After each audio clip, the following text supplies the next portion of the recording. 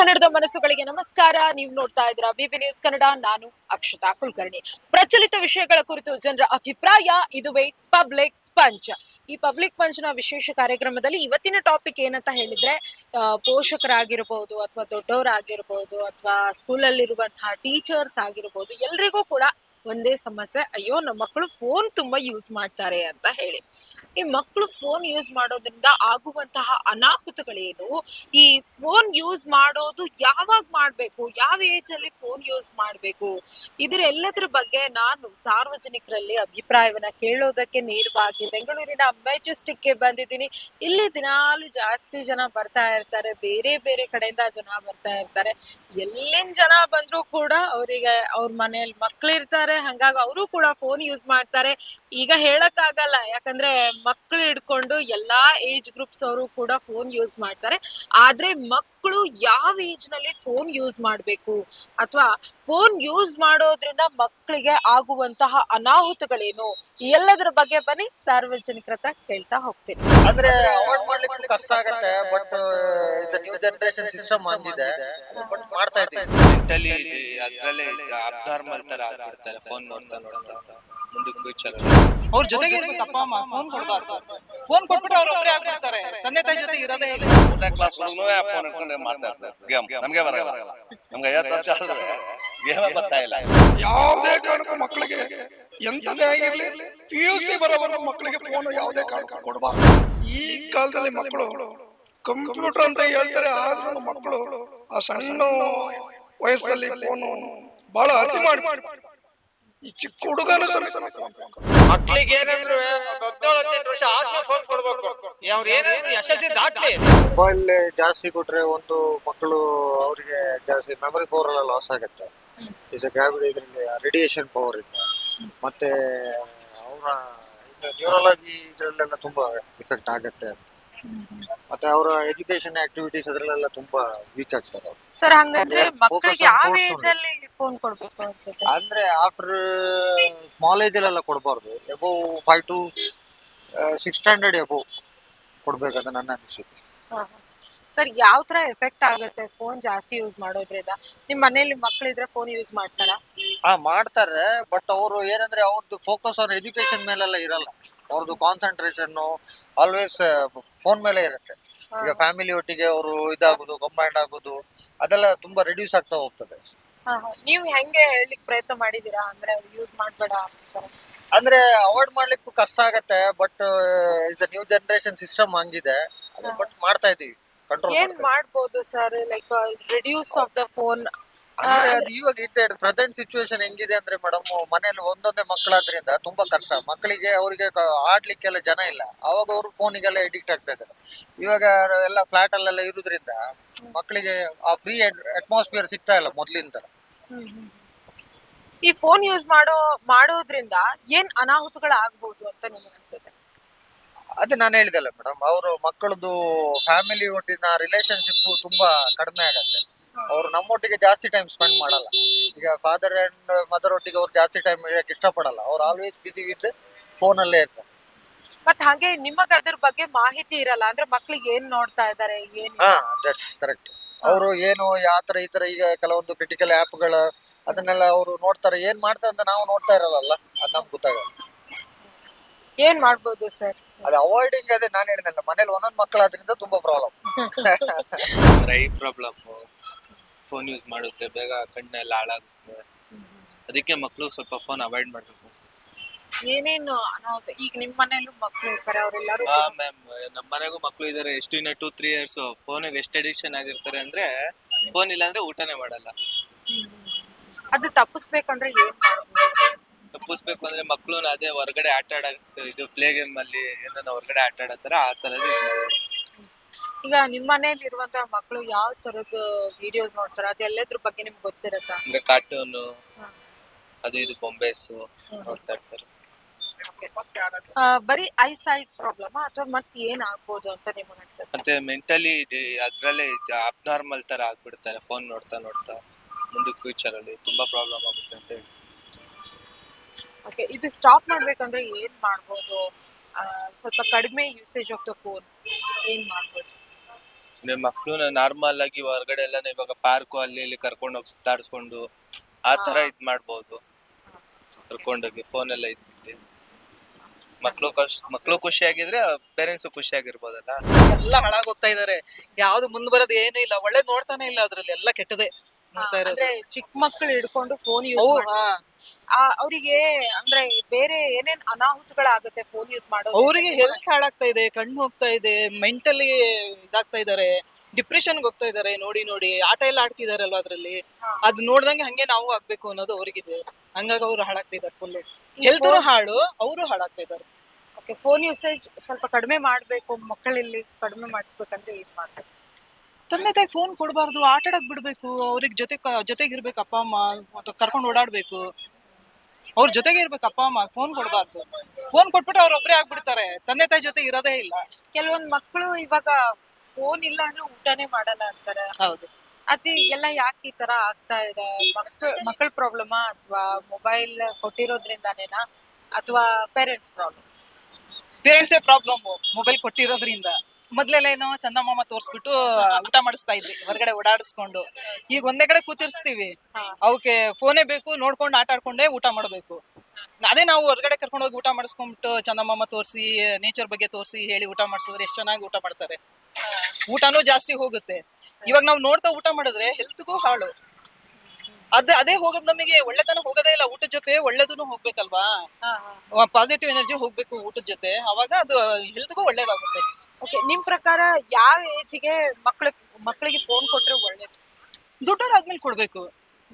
ಕಾಲೇಜಿಗೆ ಹೋಗ್ತಾರಲ್ಲ, ಅವರಿಗೆ ಯೂಸ್ ಆಗಂಗ್ ಇರುತ್ತಲ್ಲ, ಅವಾಗ ಕೊಡ್ಬೇಕು. ಚಿಕ್ಕ ಮಕ್ಕಳಿಂದ ಕೊಡಬಾರ್ದು. ನಾವ್ ಅಂತೀವಿ ಚಿಕ್ಕ ಮಕ್ಕಳು ತಗೊಂಡಿದ ತಕ್ಷಣ ಅವರು ಇಂಪ್ರೂವ್ ಆಗ್ಬಿಡ್ತಾರೆ, ಎಜುಕೇಟೆಡ್ ಆಗ್ಬಿಡ್ತಾರೆ ಅಂತ. ಅದ್ರಲ್ಲಿ ಹಾಳಾಗೋದ್ಕಿನ್ನ ಹೆಲ್ತ್ ಹಾಳಾಗುತ್ತೆ ಜಾಸ್ತಿ. ಓಕೆ, ನಿಮ್ ಮನೆಯಲ್ಲಿ ಅಥವಾ ರಿಲೇಟಿವ್ಸ್ ಅಲ್ಲಿ ಚಿಕ್ಕ ಮಕ್ಕಳು ಇರ್ತಾರಲ್ಲ, ಅವ್ರು ಹೆಂಗಿದ್ದಾರೆ? ಅಂದ್ರೆ ಜಾಸ್ತಿ ಫೋನಿಗೆ ಅಡಿಕ್ಟ್ ಆಗಿದಾರ ಅಥವಾ ಫೋನ್ಗೆ ಅಡಿಕ್ಟ್ ಆಗಿಲ್ವಾ? ಆಗಿದ್ದಾರೆ, ಆದ್ರೂ ಇವಾಗ ಬಿಡಿಸ್ತಾ ಇದೀವಿ. ಚಿಕ್ಕವರಿದ್ದಾಗ ಊಟ ಮಾಡ್ಬೇಕಾದ್ರೆ ಸ್ವಲ್ಪ ಕೊಡ್ತಾ ಇದ್ರು, ಈಗ ಬಿಡಿಸ್ತಾ ಇದ್ದಾರೆ. ಇವಾಗ ಆ ಫೋನ್ ಕೊಡೋದಿಲ್ಲ. ಈಗೆಲ್ಲ ಸ್ವಿಚ್ ಹಾಕೋ ಹಾಳು ಮುಳು ಮಾಡಿ ಮಕ್ಕಳಿಗೆ ಓದೋದ ಅಭ್ಯಾಸ ಎಲ್ಲ ಕಡಿಮೆ ಆಗ್ತದೆ. ಈ ಎಲ್ಲಾ ಸಮಸ್ಯೆ ಈ ದೇಶದಲ್ಲಿ ಆಯ್ತಾ ಇರೋದು ಇಷ್ಟೇ ಅಲ್ಲ, ಇನ್ನೇನಾಗಿದೆ. ಈಗ ಚಿಕ್ಕ ಮಕ್ಕಳಿಂದನೂ ಫೋನ್ ಫೋನ್ ಈಗ 3ನೇ ಕ್ಲಾಸ್ ಹುಡುಗನೂ ಫೋನ್ ಹಿಡ್ಕೊಂಡು ಮಾಡ್ತಾ ಇರ್ತದೆ ಗೇಮ್. ನಮ್ಗೆ ಬರಲ್ಲ, ನಮ್ಗೆ 50 ವರ್ಷ ಆದ್ರೂ ಗೇಮೇ ಬರ್ತಾ ಇಲ್ಲ. ಎಲ್ಲಾ ಸಮಸ್ಯೆನೂ ಈಗ ಆಗ್ತಾ ಇದೆ. ಆಮೇಲೆ ರಾಜಕಾರಣಿಗಳು ಮೊದಲೇದು ರಾಜಕಾರಣಿಗಳು ಒಬ್ರಾದ್ರೂ ಸರಿಯಿಲ್ಲ. ಏನ್ ತೀರಾ ಇವತ್ತು ದೇಶದಲ್ಲಿ ಎಷ್ಟು ಜನ ಬಡವರಿದ್ರೆ ಹೊಟ್ಟಿಗೆ ಹಿಟ್ಟಿಲ್ಲ. ಇಲ್ಲಿ ನೋಡಿದ್ರೆ ಕೋಟಿ ಕೋಟಿ ಸಂಪಾದನೆ, 5,000 ಕೋಟಿ 400 ಕೋಟಿ 6,000 ಕೋಟಿ ಅಂತ ಹೇಳ್ತಾರೆ. ಎಲ್ಲೇ ಬರ್ತದೆ ಅವ್ರಿಗೆ? ಎಲ್ಲಿ ಬರ್ತದೆ? ಜಮೀನಲ್ಲಿ ದುಡಿದು ಸಂದೆಲ್ಲ ಮಾಡಿ ಏನೇ ಸಮಸ್ಯೆ ಆದ್ರೂ ಅದು ಬತ್ತಲಿವಲ್ಲ ಮೇಡಮ್ ಅಂದ್ರೆ ಅಲ್ವಾ. ಈಗ ತಿಳಿವಾಗಿ ಏನ್ ತಿಳ್ಕೋಬೇಕು ಅಂದ್ರೆ ರಾಜಕಾರಣಿಗಳು ಮಕ್ಳಿಗೆಲ್ಲ ಹೇಳಬೇಕು, ಇವೆಲ್ಲ ಮಾಡಬಾರ್ದು ಅಂತ. ತಂದೆ ತಾಯಿಗಳಿಗೆ ಹೇಳ್ಬೇಕು, ಕೊಡಬಾರ್ದು ಮಕ್ಳಿಗೆ ಅಂತ. ಎಲ್ಲ ಕೊಟ್ಟಿದ್ದೇವೆ. ಎಲ್ಲ ಇವತ್ತು ದೇಶದಲ್ಲಿ ಕಲಿಗ ಬಂದಂಗೆ ದೇಶದಲ್ಲಿ ದಿವಸ ಬದಲಾವಣೆ ಆಗ್ತಾ ಇತ್ತು. ಸರ್, ಚಿಕ್ಕ ಮಕ್ಕಳು ಫೋನ್ ಕೊಟ್ಟಿಲ್ಲ ಅಂದ್ರೆ ಊಟ ಮಾಡಲ್ಲ ಅಂತ. ಊಟ ಮಾಡಲ್ಲ, ಸ್ವಿಚ್ ಹಾಕಿ ತೋರ್ಸ್ಕೊಂಡು ಊಟ ಮಾಡ್ಸೋದು ಅಂತ ಕಾಲ ಬಂದ. ಈಗ ನಾವ್ ಹಾಕೊಂಡಿದ್ವಾ ಇದ್ವಾ? ಸಮಸ್ಯೆ ಇದಾಗಿದೆ. ಏನ್ ಮಾಡಕ್ ಆಗಲ್ಲ ಈ ದೇಶದಲ್ಲಿ. ತೀರಾ ದೇಶದಲ್ಲಿ ಏನ್ ಮೋಸ ಅಂದ್ರೆ ರಾಜಕಾರಣವೇ ಮೋಸ. ರಾಜ್ಯದಲ್ಲಿ ಏನ್ ರಾಜಕಾರಣಿಗಳಿದಾರೋ ಅವರೇ ಮೋಸ. ಈ ದೇಶದ ಪ್ರಧಾನಮಂತ್ರಿ ದೇಶದಲ್ಲಿ ಅಂತ ಹೇಳ್ತಾರೆ. ನಾನು ದೇಶದ ಪ್ರಧಾನಮಂತ್ರಿ, ನಾವು ಬಿಜೆಪಿ, ನಾವು ಲಿಂಗಾಡ್ಸ್, ನಾವು ಬಿಜೆಪಿ. ಪ್ರಧಾನಮಂತ್ರಿ ಏನ್ ಮಾಡ್ತಾ ಇದಾರೆ? ಯಾರ ಅಂಬಾಣಿ ಇವನು ಉದ್ಧಾರ ಆಯ್ತಾರೆ. ಬಡವನಾಗೆ ಅವನೇ ಬಡವ. ಮನೆ ಇಲ್ದೇ ಇದಾರೆ ಎಷ್ಟು ಜನ ಇದಾರೆ ಇವತ್ತು? ಮನೆ ಇಲ್ದೇ ಇದಾರೆ ಒಂದೊಂದು ಊರುಗಳಲ್ಲಿ 40-45 ಮನೆ ಇಲ್ದೇ ಇದಾರೆ ಎಷ್ಟು ಜನ ಇದಾರೆ ಈಗ ದೇಶದಲ್ಲಿ. ಅಯ್ಯೋ ಹೊಟ್ಟೆಗೆ ಹಿಟ್ಟಿಲ್ಲ, ಮನೆ ಇಲ್ಲ. ಏನ್ ಇವತ್ತು ಆಡಳಿತನೇ ಸರಿಯಿಲ್ಲ.